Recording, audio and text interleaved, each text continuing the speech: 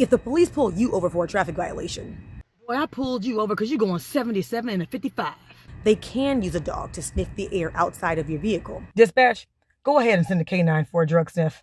But they cannot extend the duration of the traffic stop beyond the time that it should reasonably take to give you a ticket. It'll take the dog an hour to get there. Fine by me. He's not leaving until I check that truck. Write the ticket and cut him loose. You cannot keep him just to wait on the dog. Says who? Safisha. She's an attorney who teaches people about their rights. That's how I know what you're trying to do is wrong. Even I follow her. Hey, I'm Safisha. Yes, I'm really an attorney, and yes, that's really the law. It comes from a case called Rodriguez versus the United States, and it all started with a police dog named Floyd.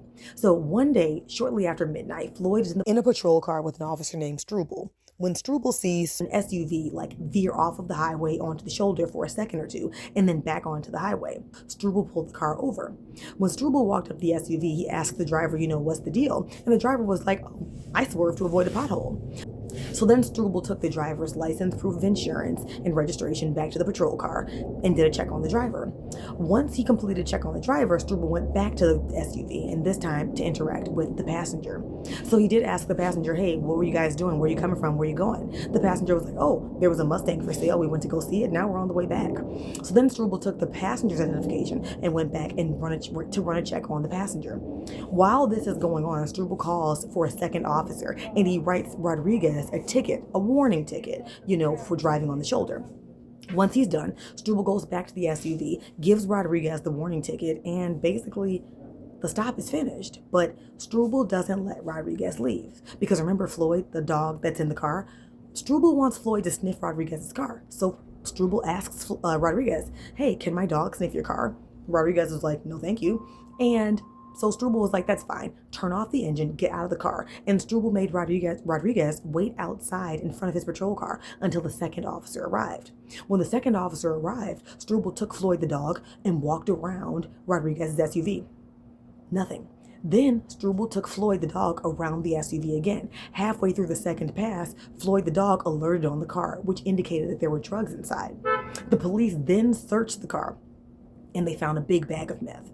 Okay, so naturally, Rodriguez was then indicted on federal drug charges. So Rodriguez goes to court and he's like, Judge, they can't use this against me. He pulled me over for a traffic violation, right? Ran all of my information, gave me a warning ticket, and then instead of letting me leave, he kept me there. He seized me. That was an unreasonable seizure. And then after I told him they couldn't use his dog to sniff my car, he searched my car anyway. That was an unreasonable search. Don't I have the right to be free from unreasonable searches and seizures?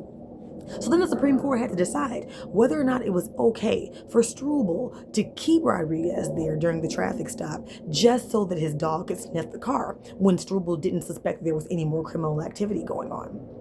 In discussing this, the court stated, listen, the amount of time that a person can be held at a traffic stop directly relates to the purpose of the traffic stop. The court called it the mission of the stop. So say, for example, if you run a stop sign and you get pulled over for running a stop sign, the police can keep you there long enough to investigate you running the stop sign, right? That's the mission of the traffic stop. Well, the court also said, well, listen, the mission of the stop, it's code enforcement. So a part of that mission is, running a check on the driver, checking registration, checking proof of insurance. So you have to sit there, while they do that. But the court said, it's not a part of the mission of the traffic stop, a dog sniff, right? So because a dog sniff is not a part of the mission of a traffic stop, then the police cannot use a dog sniff to keep you there at the traffic stop longer. So the court said, no, officers cannot just routinely keep people longer at traffic stops just to have dogs sniff their cars when they don't suspect there's any criminal activity. And what's important here is the word prolong, right? Because it's not necessarily important that Struble used the dog to search the car after he gave Rodriguez the ticket. So let's just say that Struble had used the dog to search the car before he even talked to Rodriguez. Let's say as soon as Struble got out of the car, he and Floyd sniffed the car, right?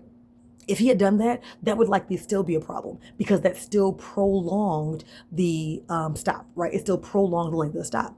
But let's say in the alternative that when Struble pulled up the first time, let's say when he first pulled up, he had Floyd the dog in the car and also another officer. And let's say that the other officer went to run the license, insurance, and proof of, and registration. Let's say the other officer did that. And let's say while the officer did that, Struble and Floyd sniffed the car.